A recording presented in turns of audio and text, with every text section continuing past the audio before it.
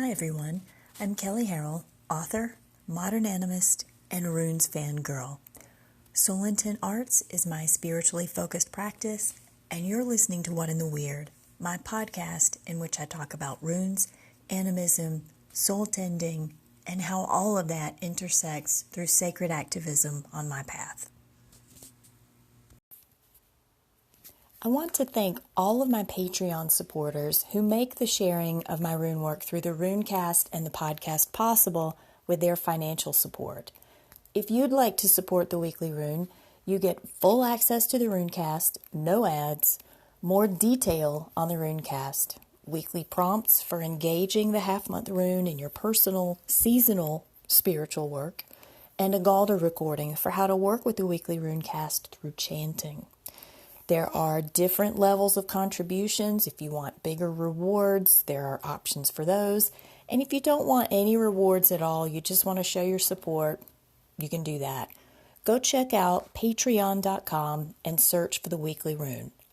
And you can always subscribe to the free version of the Weekly Rune by going to soulintentarts.com. And thank you. So, Isa. I paused for effect because that's what Isa is. It's the big freeze. It's the big stillness in the heart of winter. Most people think Isa is a relatively pleasant rune, frankly, because it's just not Hagalaz or Nothies. And really, that's fair enough. Isa comes after a succession of either personally experiencing an enormous smackdown or watching somebody else go through one, neither of which generates great feelings. The result of that tension is a need to get more coping skills. Then Hagalaz progresses into Nothies, which plummets us into deep examination of needs specifically. Again, really lovely stuff, lovely place to be. So by the time we're deep in it with Isa, maybe some personal downtime is a good thing. The thing about the stillness that Isa exacerbates is we're not used to it. I'm talking like totally unplugged, organic, off the grid, center of your being kind of stillness and focus. And when I say focus, I mean that slippery, eyes closed, staring at the spot between your eyebrows, kind of light, trancy space that's very much in your body, but very much not the way you usually experience your body. We often talk about Yera and Dagaz being the inventory runes, the yearly and daily interval of taking stock. But I think Isa can be that at a personal level. It's very much the sit still and take stock of your calling rune. And when I say calling, I mean what you were born to do. You. And only you, what you can bring at this time, right now, and it's needed, the thing that drives you just nuts at night, even if you don't know what it is yet, or if you do know what it is, and you don't know how to apply it. To me, that's what the human sacred seed is. And Isa has this long association with sacred seed, this notion of a core, timeless, untouchable part of each and everything in existence that simultaneously knows what it is and is readying itself to be born. Sure, we can carry that at an energy level, that seed, but part of that energy is what we do with it, what we do to bear that seed to fruition while we're here. That's our calling. And frankly, in this Old Norse narrative of the runes, you might as well do it because it's winter. Everything's frozen. There's nothing else to do but hibernate. It's almost like nature planned it that way. The catch-22 with Isa, winter, and all that soul energy spinning up inside, waiting to find some expression in our lives, all the while being frazzled, still showing up, working hard every day, getting to do the exact cultural opposite of hibernate. The catch-22 with that is that we don't sit with things very well. Like even when we have the opportunity to, we're not very good at it. Not because we can't, but because we were never taught to. We were never taught to value stillness, particularly in American culture, in capitalistic culture.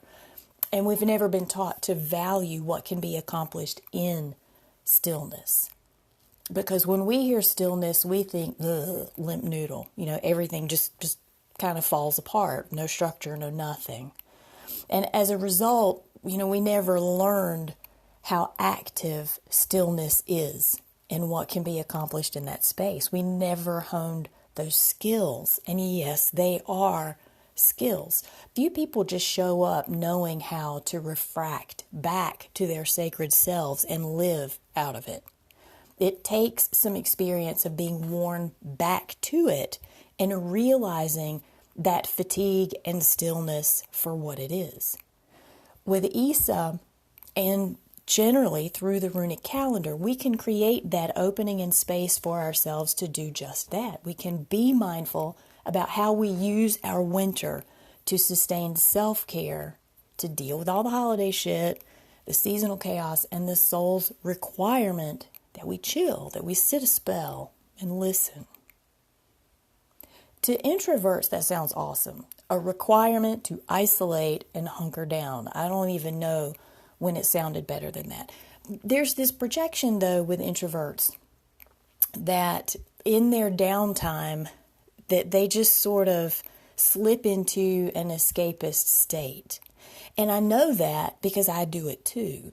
And sometimes the chaos deserves some sort of functional escapism. There's merit to being able to get lost in a good book or in a movie or whatever. The rub with that is that if that's all we introverts do in our downtime, that unfocused self-time cuts off the nutritional supply that sacred seed needs from what we don't inherently have. I mean, isn't it always like that? And in a way, like in an all souls sort of way, like we do inherently contain everything we need at some totally self-contained godlike level. But it doesn't just hand itself over to you. It never has, right? I mean, think about it for a second. At no point does it ever just for free go, here I am, everything you need. It doesn't work that way, at least not the way we live today. And I find that regardless of what, my smarty pants God self knows, I can't hear it or access it. I can't get to that deep nutritional stuff that my calling needs until some treasured being or relationship outside myself in my life reflects it back to me. Not every time, but I would bet 85 to 90% of the time, I have to see it externally before it validates some internal hunch that I knew I needed to just kind of do this thing to meet my calling. And so finally, for me in middle age, the idea that I need people doesn't chap my introverted ass. Finally, people and experiences do serve a purpose that isn't to annoy me raw and leave me perplexed. So to my fellow introverts, yes, this is downtime. It's meant to be, and our self-care should reflect that. It should make use of the tools that are within that downtime, such as boundary assessment, which we talked about recently with Wunyo, and then getting coping skills with Hagalaz, and needs assessment with Nauthiz. There's a reason we were building up to this downtime. In that cozy, quiet space, stay organic and sensing enough to know when the seed needs nutrients beyond the bunker and commit to getting them. Risk the cold, the bright light, the obnoxious holiday music to get your needs met. The seed needs downtime, though the goal of that downtime is for it to grow. Finding the balance between stillness and exertion is key. To my fellow extroverts, I just wanted to see what it felt like to say that. I'm not an extrovert. For real, those of you who really are the extroverted real deal, do you know when to take care of yourself? The snag that extroverts tend to run into is that they're loud and intrusive with no clue of how they're affecting other people or the space around them. But what's closer to the truth is that they don't know how to do solitude any better than introverts will ask for help.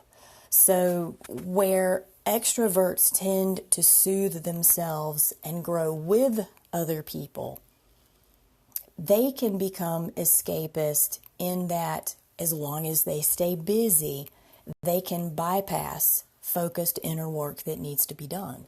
So it's kind of the opposite, where introverts find that isolation and they're like, then they, pull the hole to the cave in after them.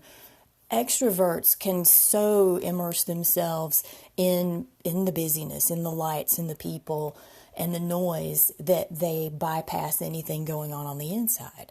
So just like introverts are working this all the way back to Wunyo, what are my boundaries? Hagalaz, what are my coping skills? Not these, what's my needs assessment? The thing that's on the plate for extroverts right now is knowing the boundary for when somebody else should or should not, or even can. Is it possible to be your go-to? Do you know what needs are yours to meet and those that require someone else to meet them?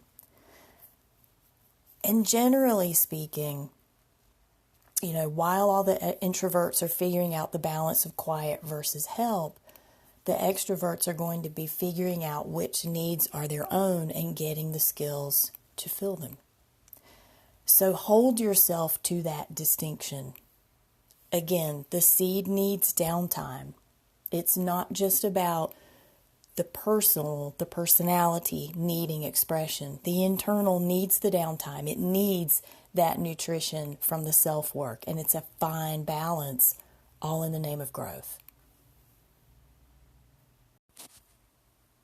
So no matter how you interface with the world on a regular basis, what Isa demands that you do is find the balance between what you have to manage externally, what you manage well, and the balance of what needs attention internally, so that that seed gets fed. And when that seed is fed, you have clarity on what your calling is. And if you already know what it is, you gain the stamina to keep doing it at a level that it needs expression. Not so much what you think it needs, but what it needs.